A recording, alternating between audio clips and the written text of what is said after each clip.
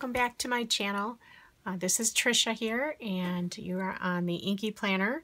I wanted to share a quick tip when you don't have the exact washi tape that you're looking for and you want to improvise. So I'll show you what I've done a few times, and maybe it'll work for you guys as well.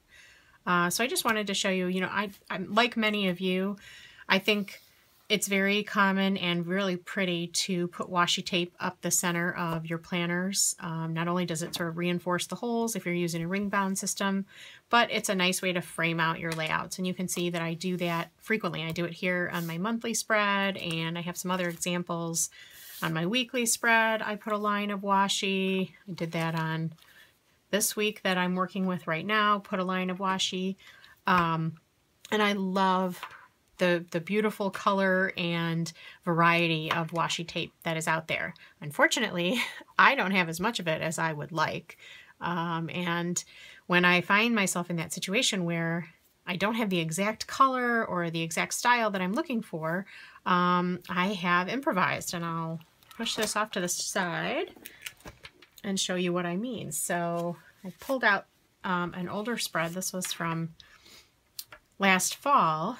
But this strip up the center, I was kind of looking for this magenta color to go with some of my stickers and with some of my other stamping, and I did not have a washi that matched. And so I inked this strip right up the center to make it appear as though it had that same effect of the washi. And don't mind my multiple holes here. I was transferring from one system to the other, and I totally messed up where I was punching my holes, but you get the idea. This same thing on another spread here that I did. Again, I didn't have a washi that complemented the rest of this layout, and I just sort of wanted something fallish, and like I liked the color of this pie. So anyway, I used ink and stencils to create the faux washi, if you will, running up the center. So if you have any kind of ink, you can use distress ink or dye inks or pigment inks. You got to let your pigment inks dry a little bit though, but I'm just going to use a dye ink from Stampin' Up! Today. And then any kind of stencil. You don't need the stencil if you just want a solid strip up the center, but in order to create a pattern in there, I have used the stencil. You can see, like, I used this. I'm not sure how well you'll be able to see that, but this is a very fine polka dot. This stencil's from Simon Says Stamp, and that's what I used to create this. And I actually used two colors in this one. And then on the other page, I used this stencil, and I just used the same color, but when I got to the stencil layer, I just deepened it, and I'll show you what I'm talking about. But you could use any stencil. One with a smaller scale pattern will probably work better if you're doing just a thin strip, like these from Tim Holtz would work nice to give some texture.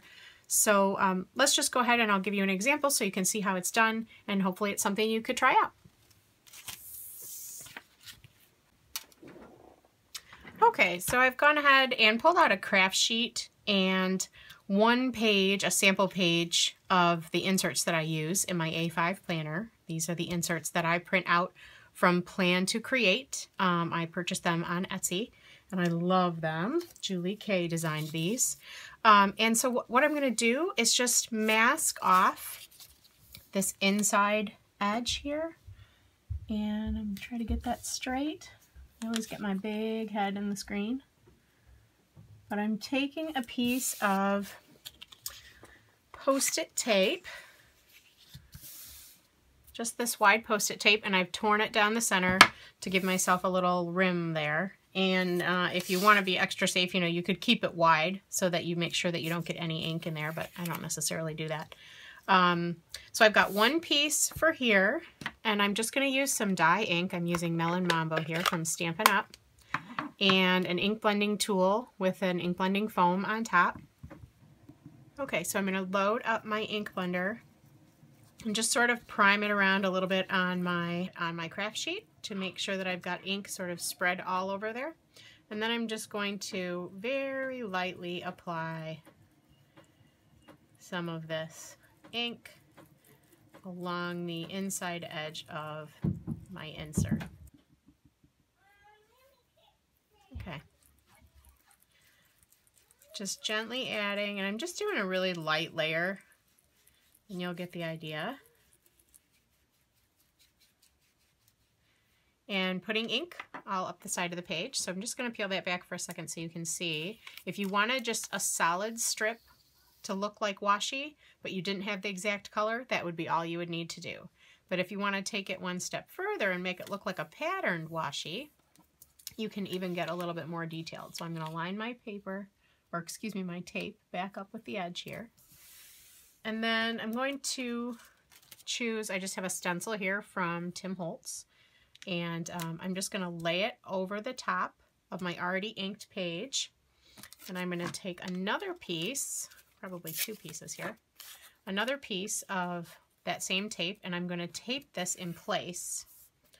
And remember, I've left my first strip of washi or of masking tape down so that my edge stays crisp.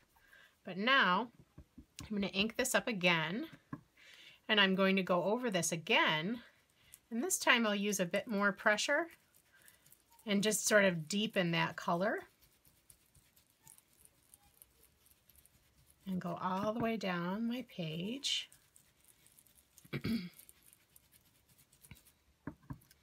And just keep loading it up when you feel like you need to. And you can make this as dark or as light as you want. And you can even kind of just push and twist a little bit if you want to. And now this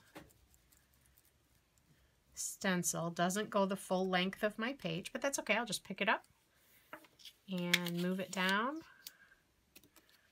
And we'll try to line it up kind of the best we can, but that's okay. It's kind of an abstract pattern.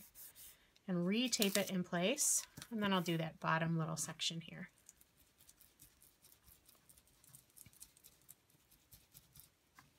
Okay. Then when you peel this up, and then peel this Post-it tape back, look at how pretty. It's like you had a really cool, like pink on pink crocodile washi, and go right up the center of your page. So that's just a fun little tip. I hope that's inspiring, and maybe you give it a try in your own planner sometime if you find yourself looking to improvise. Thanks so much for watching.